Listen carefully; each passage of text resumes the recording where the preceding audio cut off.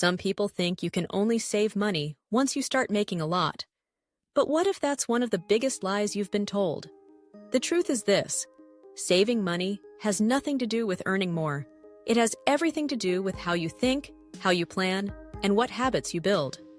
And believe it or not, even if you earn a low income, you could already be building a safety net that changes your future.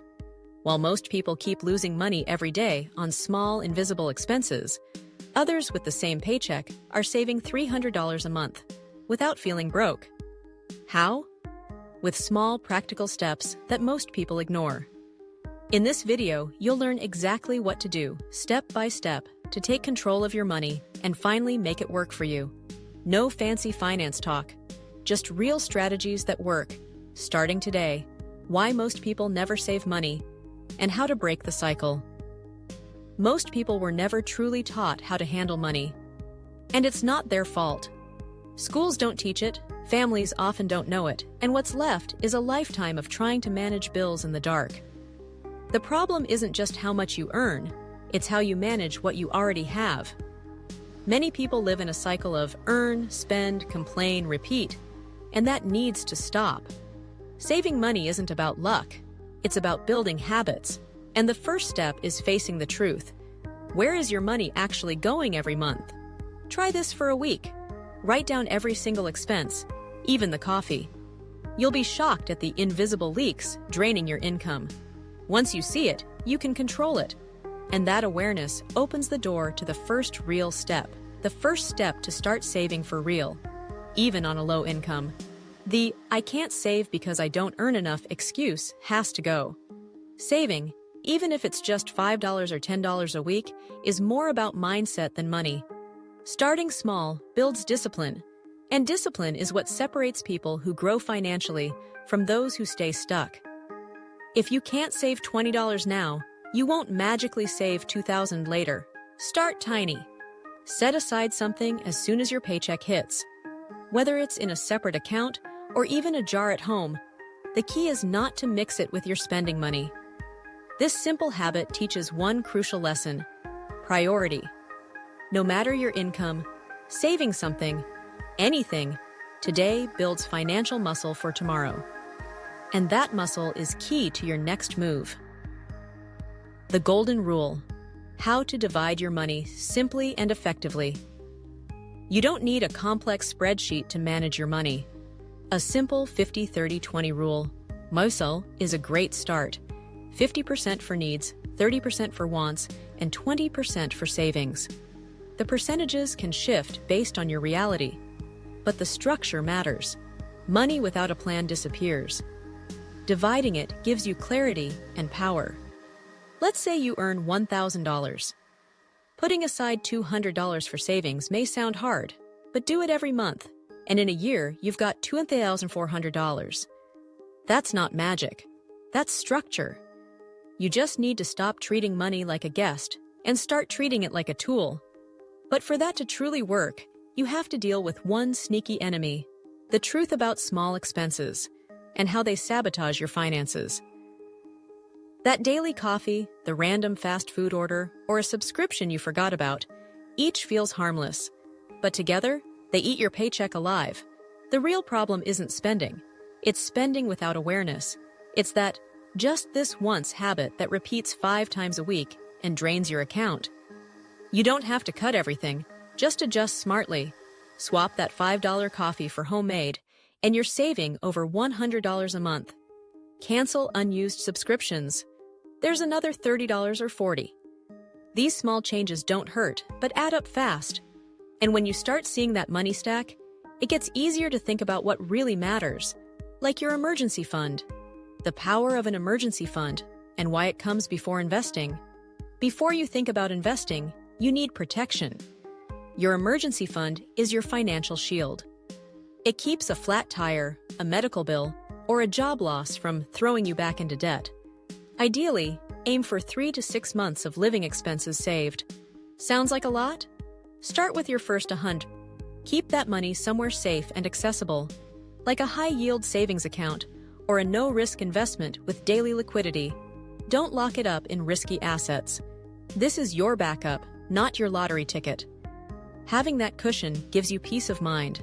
And from that place of calm, you're finally ready to set goals that matter. How to set financial goals that actually work and don't burn you out. Vague goals lead to frustration. I want to save money isn't a goal, it's a wish. I want to save $1,000 in 6 months for a trip is a real plan. Your goals need to be specific, measurable, realistic, and have a deadline. The SMART method. It's not fancy, it's structure. And structure is how you win. Break your goal into bite-sized steps. $1,000 in 6 months becomes about 550 sounds a day. Way less scary, right? Make your goals exciting. Don't just save for the sake of it. Save for something that fires you up. That's what keeps you on track when things get tough. And to stay consistent, there's one simple tool most people ignore.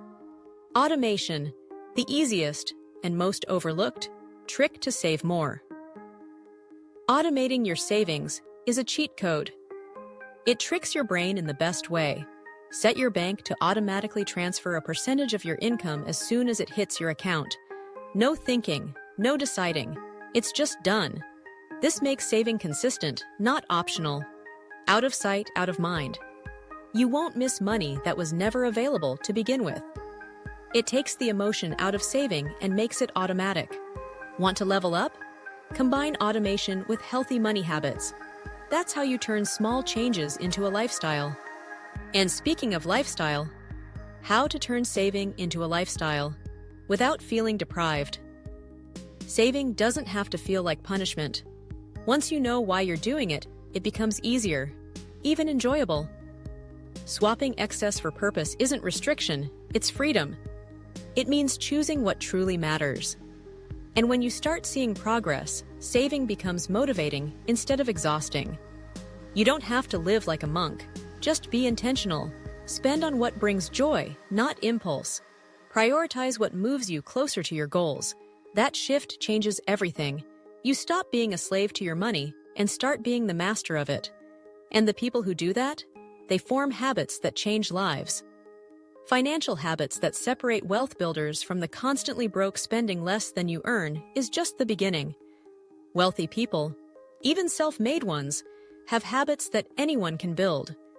They track expenses, review goals, learn about money, and adapt. They don't wait to have extra, they create it. And they know that discipline beats motivation every time. Want something practical?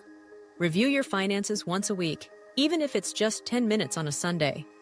People who do this consistently build more wealth over time.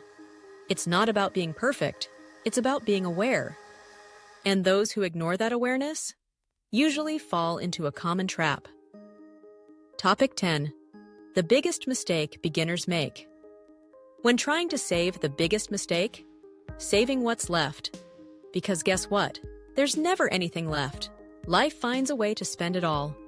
The smart move is the opposite. Save first, spend what's left. That one switch puts you in charge. That's how you stop surviving and start building. Another trap is waiting for the right moment to start. Spoiler, it never comes. There's always something in the way. Starting small beats waiting for perfect. The people who change their lives financially aren't the ones who have the most. They're the ones who take action. Even if it's tiny. Especially when it's tiny. Now tell me, what's your excuse for not starting today? It doesn't matter if it's just a little. What matters is that you take the first step. If you apply just 10% of what you've learned here, your financial life will shift.